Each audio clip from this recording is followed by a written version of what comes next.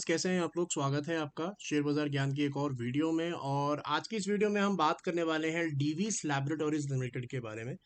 3498 आज flat closing एक share ने दिया है और वीकली चार्ट्स पे बहुत ही इंटरेस्टिंग बिहेवियर है स्टॉक का, तो उसके बारे में आपसे आज बात करने वाला हूँ और बताने वाला हूँ कि pharma is the flavour right now for at least another month और सो, एक आध डेढ़ महीने के लिए। आई थिंक जो रेजिस्टेंस और जो स्ट्रेंथ आपको फार्मा देगा वो कोई भी और सेक्टर नहीं देगा। तो क्या उसके कारण है और क्या उसका डिटेल में रीजनिंग है, वो सारी मैं आपको इस वीडियो में बताने वाला हूँ।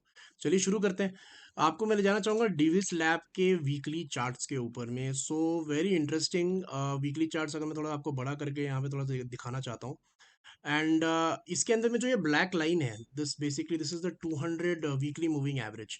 और अगर आप पीछे जाओगे, जैसे अभी मैंने ये चार्ट बड़ा किया है और अभी ऑलमोस्ट आई थिंक पिछले 12 साल का चार्ट आपके सामने है, 10 साल 11 साल का।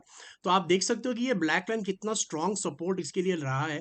कुछ टाइम इसने जरूर बिताया है 2017 से लेकर 2018 तक इस ब्लैक लाइन के नीचे, but overall when ever the stock has come near this black line, वो एक बहुत बड़ा रेजिस्टेंस इसके लिए साबित हुआ है। तो इसका सिर्फ ये कारण नहीं है कि ये ब्लैक लाइन के पास है इसीलिए इसके अंदर स्ट्रेंथ आएगी, एक और रीजन है, अब मैं आपको वो भी हाईलाइट करके बता देता हूँ। सो इस हफ्ते की जो क्लोजिंग है, दिस इज वेरी इंटरेस्टिंग। जो क्लोजिंग है, इसने अपने पिछले रेड वीक, जो एक रेड कैंडल इसने बनाया था 5 दिसंबर के वीक के अंदर में, उसका हाई था 3395। और 3395 का हाई इसने आज तोड़ के 3496, उससे 100 रुपए ऊपर इसने क्लोजिंग दिया है। So I think it is a very good support reason. इस टाइम पे आपको आज की मार्केट देखने के बाद में, जहां बहुत ही ज्यादा फॉल आया, इनफैक्ट अगर आप निफ्टी का चार्ट देखोगे और डिविस लैब का चार्ट देखोगे तो एकदम इनवर्स चार्ट है।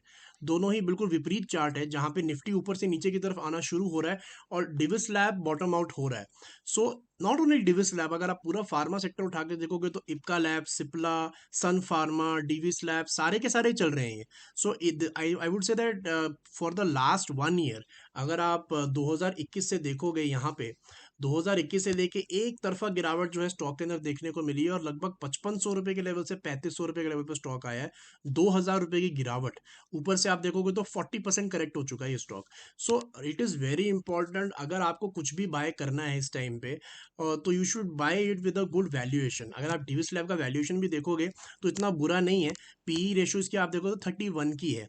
31 is not very cheap but it is not very expensive also as compare to the charts that are there. सबसे बड़ा इंपॉर्टेंट पॉइंट इसके अंदर ये है इसका प्राइस एक्शन।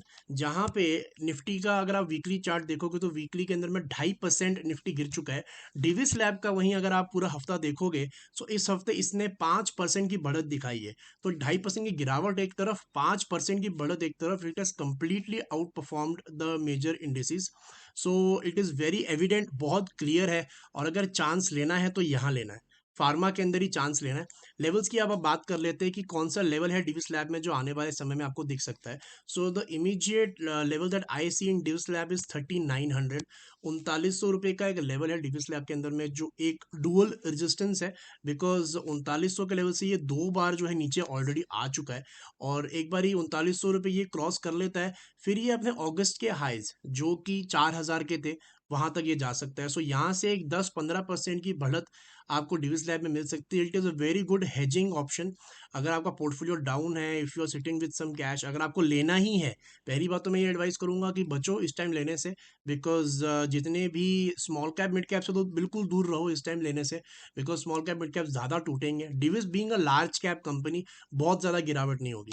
और देखिए, ये एक और इंडिकेशन है जो मैं अपनी पिछली वीडियो में बताया आज के फॉल के बारे में, कि this is not a panic fall, this is just a normal correction जो मार्केट्स के अंदर हो रही है। बिकॉज जब एक पैनिक फॉल आता है, जब जब भी मार्केट के अंदर एक हड़कंप मचता है, तब सारे स्टॉक्स गिरते हैं, तब फार्मा नहीं बचता है। एक टाइम के बाद सारे स्टॉक्स गिरेंगे ही गिरेंगे। ऐसे अगर कोविड के अंदर में हुआ था, ऐसे लोग आज कंपेयर कर रहे हैं इसको कोविड स्केयर से, कोविड का डर आ गया इसलिए मार्केट गिरी है, ऐसा बिल्कुल नहीं है। कोविड का कोई डर नहीं है मार्केट को, एक रीजन की वजह से मार्केट दोबारा कभी नहीं गिरती। और यही मैं आपको बता रहा हूँ कि जब कोविड का फॉल आया था तब हमारा निफ्टी 12,000 पे था और 12,000 से विद इन 2 वीक 7,500 पहुंच गया था, राइट। और आप मेरे को देख के बता दो कि उस टाइम पे जब 12,500 से 7,500 गया, क्या कोई भी स्टॉक ऊपर गया था? सारे के सारे गिरे थे। एकदम विदाउट एनी लॉजिक गिरे थे। तो यहाँ पे क्लियरली एक सेक्टर चल रहा है जो कि फार्मा सेक्टर है, और आने वाले समय में भी ये सेक्टर चलेगा जब तक इसके अंदर में बहुत ज़्यादा ओवरबॉट नहीं हो जाता ये सेक्टर। तो अभी तो बहुत ज़्यादा गिर चुका है, 40% नीचे अपने ऑल टाइम हाई से चल रहा है। So I think definitely it is a buy. जितने लोगों के पास डीवी स्लैब है, बेचना मत, मार्केट जो जहाँ जाती है जाने दो, जब तक आपके लेवल्स नहीं टूट जाते। नीचे की तरफ में जस्ट बी वेरी श्योर कि 30 to 50 you keep your stop loss. 30 to 50 weekly stop loss. जब तक 3250 नहीं टूट जाता डीवी स्लैब में, निफ्टी को जाने दो 17,000, निफ्टी को जाने दो 16,000, इट डजेंट मैटर। आप अपने स्टॉक्स के ऊपर ध्यान दो, बिकॉज इंडेक्स की बात और स्टॉक्स की बात दो अलग चीजें होती हैं। सो 30 to 50 on the down side, 3900 4000 on the upside for the short term, और उसके बाद बड़े टारगेट्स निकल के आएंगे लगभग 4400 रुपए तक के। तो दोस्तों ये था मेरा analysis on Divi's lab. I hope आपको समझ आया। कोई सवाल है तो आप अपना कमेंट सेक्शन में डाल सकते हो। अगर आपने मेरे चैनल को सब्सक्राइब नहीं किया तो आप मेरे चैनल को प्लीज सब्सक्राइब कर लीजिए, ताकि रोज आने वाली वीडियोस आपको लगातार मिलती रहे। मैं मिलूंगा आपसे अपनी अगली वीडियो में, तब तक आप अपना ख्याल रखें and all the best guys.